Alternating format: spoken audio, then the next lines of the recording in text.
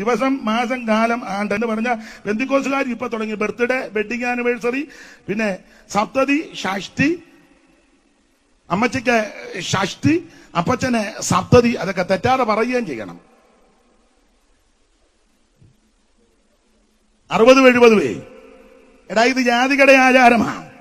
നീ പെന്തിക്കോസാണെങ്കിൽ വേർപാടിന്റെ ഉപദേശത്ത് നിൽക്കണം. 60-70 നീ IPC ആണെങ്കിലും ചർച്ചക്കോട് ആണെങ്കിലും ഏത് കുന്തമാണെങ്കിലും വേർപാടിന്റെ ഉപദേശത്ത് നിൽക്കണം.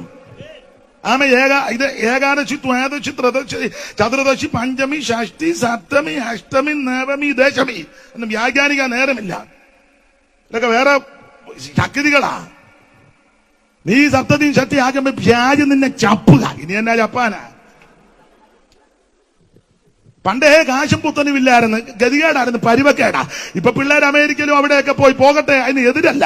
ഇപ്പൊ കാശ് കിട്ടിയപ്പോൾ ഇവന് ഇളക്കാൻ തോന്നി. അങ്ങനെ കാശ് വെക്കിയായി വേറെ പരിപാടിയൊന്നുമില്ല. അപ്പനെ അമ്മയും പിടിച്ച് നടുക്കിരുത്തി 2 കസാര ഇരുത്തി അവൻ പിന്നെ കേക്കും എല്ലാം മുറിച്ച് സപ്തതി ഷഷ്ടി അല്ലയുടെ വായിക്കാത്തൊരു കഷണം, അന്നയുടെ വായിക്കാത്ത മേപ്പറായില് എന്നെ വിളിച്ചു. അറിഞ്ഞില്ല ഇതിങ്ങനത്തതാണ്, പ്രസംഗത്തിന് വിളിച്ചതാ. ചെന്നപ്പോ പരിവക്കേടാ. കേക്ക് മുറിച്ച് വെച്ച് തള്ളക്കേണ്ട ഈ വിറയലിന് അതുകൊള്ളതാ. എടുത്ത് അങ്ങോട്ട് വെച്ച പേടെ മൂക്കിനകത്ത് കയറി കേക്ക്.